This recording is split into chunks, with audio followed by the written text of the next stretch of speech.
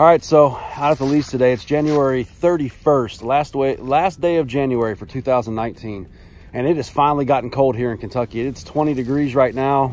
It's getting down into single digits at night. Wind chill is well below zero. It's been that way for several days now. And I've seen a lot of coyote movement and a lot of deer activity. And they're just, you know, this time of year, these weather conditions, man, that food gets scarce for them. So I'm gonna turn this around here. Actually come out today with a bale of alfalfa hay, some Purina Antler Max, 2 times the protein technology, and a couple of bags of corn. So basically just going to get a good food source for these deer, and kind of want to talk about just the conservation that we do. You know, I harvested 2 deer this year, and between the food plots, the mineral sites, the corn, the feeders, you know, I bet I've fed thousands of wildlife, and especially our deer population. So I really don't think that we get the credit in the hunting community, or in the hunting, just in the world, with all that we do and all the conservation that we do to ensure that the deer that are being managed are being taken care of, because we take care of a heck of a lot more as hunters and conservationists than we do just harvesting. So either way, just get to work here. Unfortunately, I forgot my tripod for my camera today, so I don't know what I'm gonna do as far as filming, but either way, should be fun. After we get this done, we're gonna go on about a 2-mile hike into an area I haven't been to yet, and hopefully get a shot at some of these coyotes. So should be a fun episode. I hope you stay tuned.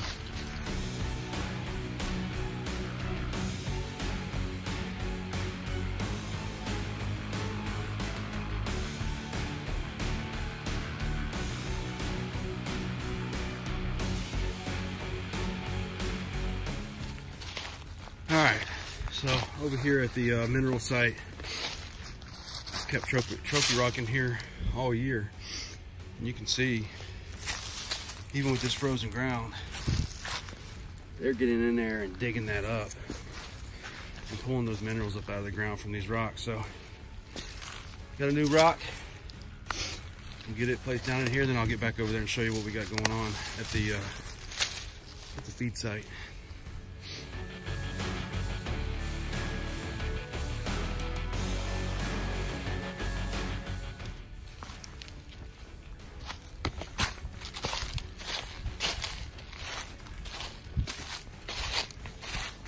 We got the trophy rock all set out. You'll have to bear with me because it is chilly out here today. So I got the alfalfa all spread out. It's basically a base layer. As you can see, just sprinkle that corn all over top of it. Got some Antler Max mixed in on this bigger pile, but I put the majority of the Antler Max kind of separated over. Typically that pile right there will not last 3 or 4 days, so they'll have that taken up pretty quick.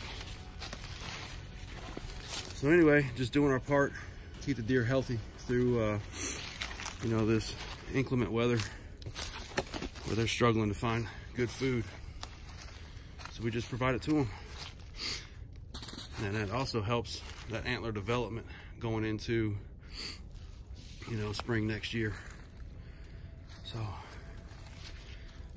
gonna wrap this up, and then I'm gonna go on about a 2-mile hike back to a new area that I want to get to and check for antlers or sheds, and see if we can't ambush a couple of these coyotes along the way. Stay tuned. Man, I almost forgot to put the cameras out. That would have sucked. So fresh batteries, correct date, everything done on that camera. And I got the stealth cam here.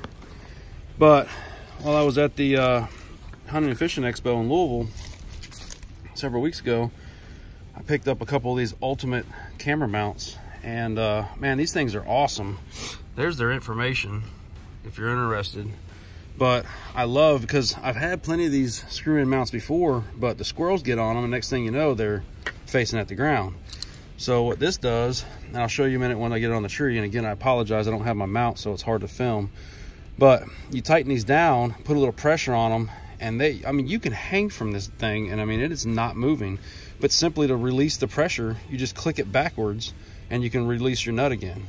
I mean, this thing is genius, and really excited to see how it works. So there they are, ultimate camera mounts, and there's their contact information there. But I think this thing was 15 bucks. I got a couple of them, so we're gonna give it a shot.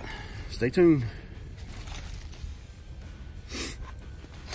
All right, so as you can see, I got that thing on there, and I mean, it is going nowhere. It is locked in place. So got the stealth cam, like I said, date, time, everything's correct, brand new batteries. I got one pointing this way to see the deer that are coming in, what direction. And then I got this other, the other one over here, both on video mode this time of year. And I got it pointing more at the feeder back in the other direction. And I can see anything that's coming up this way. So, better my odds. And then of course you've seen the one I got over there about 35, 40 yards at the mineral site. So, we should start getting some much better intel over here on this side of the farm. And provide some much needed nutrition for these deer right now through this cold weather. So now let's go try to kill a coyote, my favorite part of the day.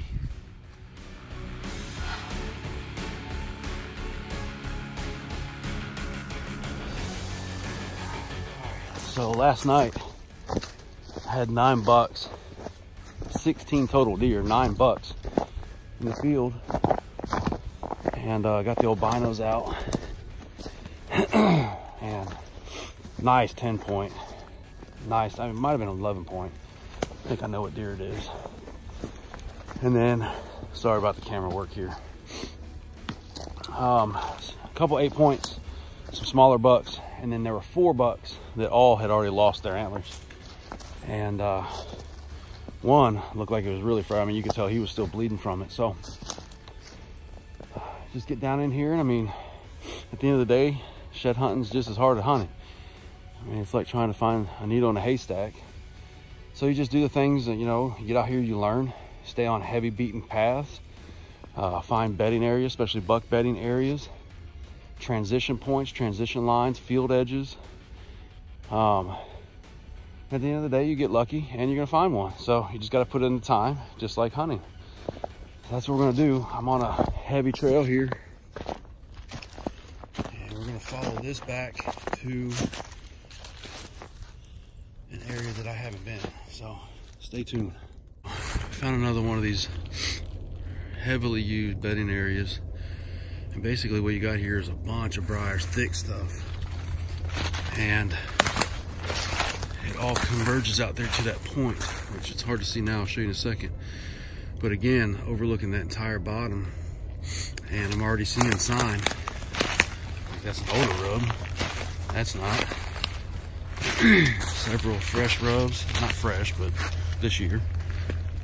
And that's just key indication that I'm closing in on an area where the buck stays a lot. Got plenty of concealment down in here. He's got in and out escape routes. So this is the area I'm going to spend some time looking on the ground, really focusing my eyes, see if I can't come up with a shed. So I just came off that hillside, and then I just kind of worked my way down what I would, you know, what I felt comfortable with, or what I felt like was a natural transition for the deer. Came right down to that bottom, right up here, and then boom, you got one trail running that way, and another beat down path running that way, and then of course, plenty of buck sign. 4 or 5 rubs over here.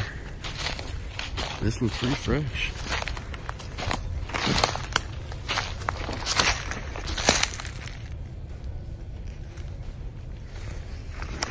Another right over there. Another right there. They're definitely in here. keep going where I want to get to. Well, it's not an antler, but at least I found some bone. Cow leg.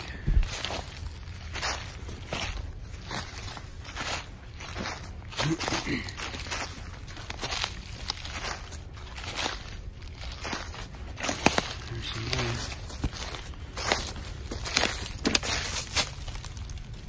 Boy, it seems like I can find everything.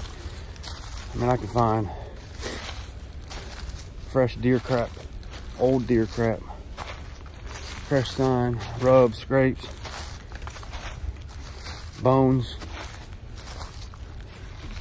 It's just not the elusive drop shed antler. We're gonna keep going though. We don't give up. See behind me, just across the field that I've never crossed before. This is all virgin ground for me. Just got permission from the landowner this last season to come onto the land. I don't have permission to deer hunt the land because during deer season, he already has somebody in there and his son that he gives this to him. But he did give me permission to come over and scout the area, shed hunt, track a deer if I got one down and happen to get on him. So it's good to have that neighborly connection and see what we see. I've been wanting to come over here for a lot of years and finally asked the right person the right question and they said yeah. So I'm gonna check out, see what we can find. Well, found the first deadhead of the season.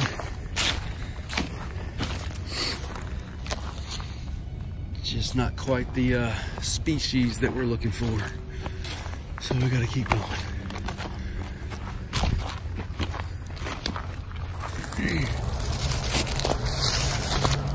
Well, finally found the right species. He's been here a while.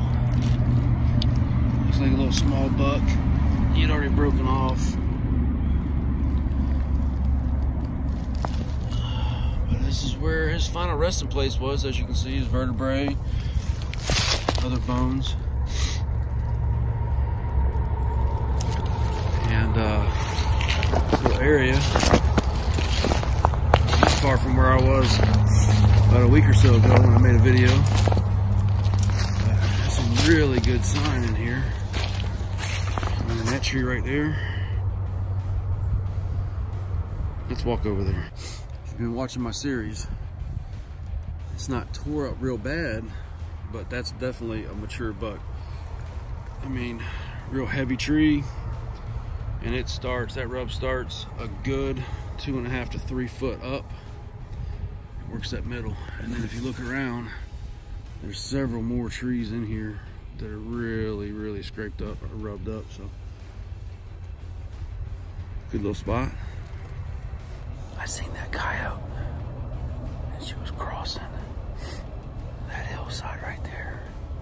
I mean, it's so cold out here. Every step is just so loud, but she wasn't running away. She was just kind of walking almost with a limp. So I'm wondering if she's not injured.